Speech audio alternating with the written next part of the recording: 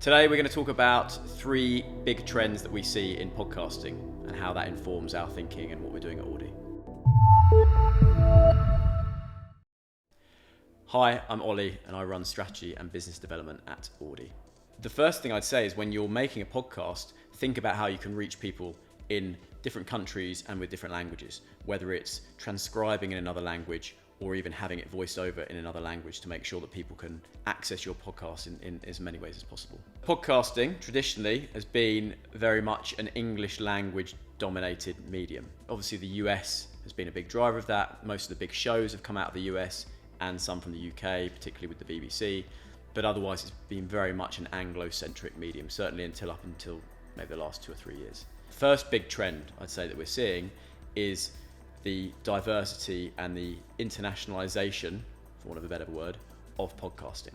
So there are lots more podcasts coming on in different languages, lots more podcasts being released in multiple languages at once, or multiple different versions of a podcast.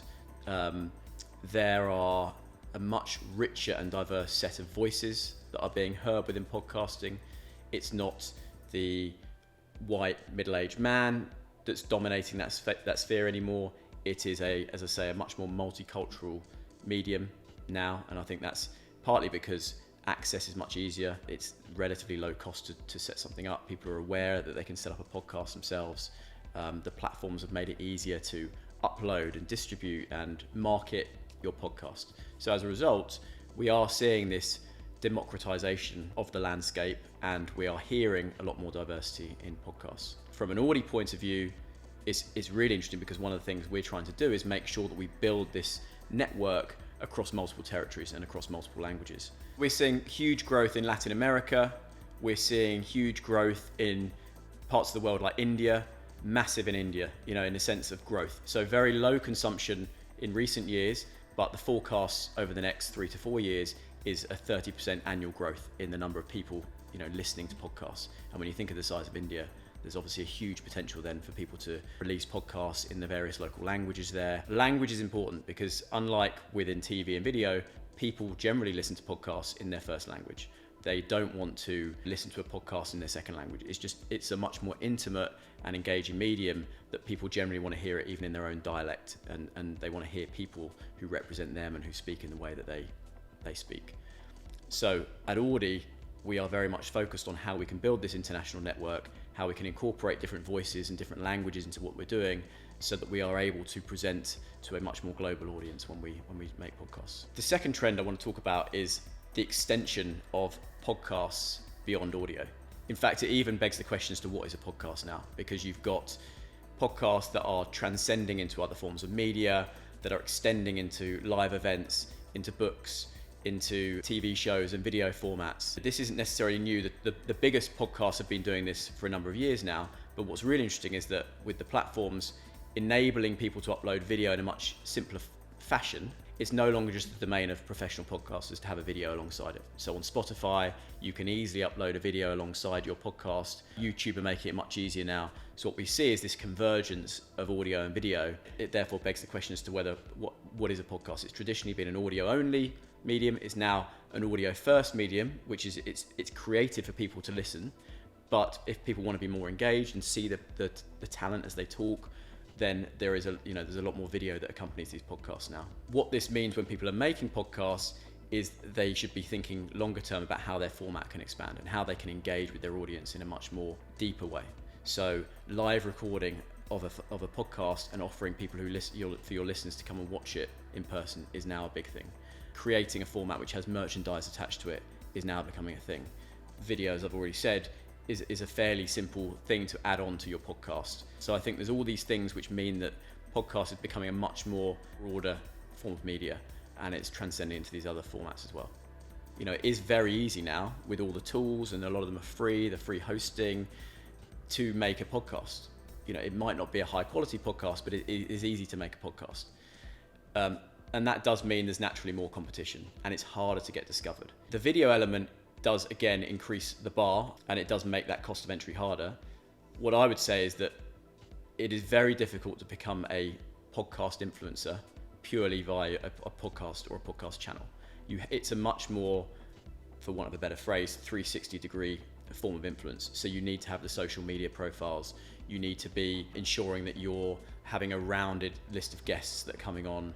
You need to be ensuring that you're doing regular communication with your audience outside of the podcast as well. It's not going to be built overnight. And I think ultimately it'll be about the quality of the content and the quality of the storytellers and the presenters that will cut through eventually, as much as whether you can have video or not. But I do think there is the bar in terms of production quality is being raised all the time. If you want to hear any more of what thoughts or insights we have on the podcast industry, then please subscribe to our newsletter. The third trend we're going to talk about today is short form audio. There are 2 points to this. One is the use of audio more broadly outside of podcasts. And by audio, I'm referring to audio on demand rather than live audio and radio. There's an increasing amount of blog posts and email newsletters that are incorporating an audio track within them as they realize that consumers more and more are leaning into audio as a means of consuming content. And particularly if it's something like an article or a blog post, some people may want to just listen to that, and it's a 3-minute article that they can listen to whilst they're doing other things rather than actually sitting and reading. And the more and more consumers are comfortable with pressing play and listening to something rather than reading it, the more this is pervasive in our lives, and it's a bigger and a growing form of media. And I think we'll see that more and more. You know, I was speaking to someone the other day that was saying that some technology manufacturers are adding audio links to instruction manuals, so you can actually, whilst you're setting something up, you can listen to the instructions rather than reading it through and having it there as a checklist. Some people would prefer to read it, some people prefer to listen to it. But the point is that audio, again, is becoming an increased form of media consumption in the different things we do. The second place where it's really interesting is in terms of discovery, because discovery for podcasts is a major issue, right? People subscribe to a podcast, they like that podcast, and they listen and continue to that one. There is a risk element to them changing or trying something out. The fact that podcasts generally average between 30 to 40 minutes means that it's a lot of time for you to lean in and try something if you then decide that you don't like it. More and more creators we're seeing nowadays are creating 5-minute short form bite-sized clips of their show or of interviews they've done, so that it gives people a way of leaning in and listening to something and trying something out, sampling if you like, before they listen to the full show.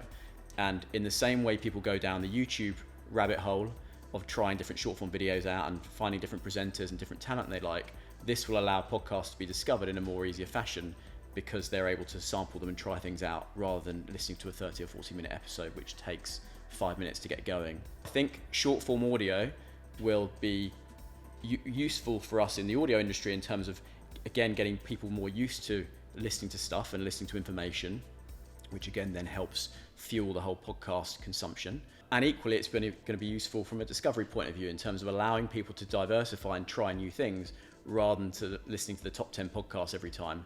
They might find something new they didn't think they would like or enjoy because they're able to sample stuff in a short form way. I think that's another third big trend, and if people are looking to make a podcast, certainly on that second point around creating bite-sized elements or thinking about how you can create bite-sized versions of what you're doing and pushing it through the same RSS feed, so you might have episode 1, episode 2, and in between that you might have a short form bite-sized clip. I think that's something worth doing to allow people to consume it and try it. And equally, you can push to that from social, and it allows people to try something without committing on a longer term basis. 3 big trends to remember. 1, international growth and diversity in language, in voices, in topics and subject material. Trend 2, extensions beyond audio. So podcasts are audio first, but they're not audio only. Video, live events, merchandise, NFTs, metaverse, concerts, whatever you think of, these formats are moving into. Trend 3, short form audio. Clipping down your podcast into short form episodes or bite-sized clips, and the way audio is moving into other spheres and being used to listen to articles or blog posts and so on, it's evidence of audio taking over our lives in more and more different ways. If you found this useful, then please like and subscribe, and you can watch some more up here.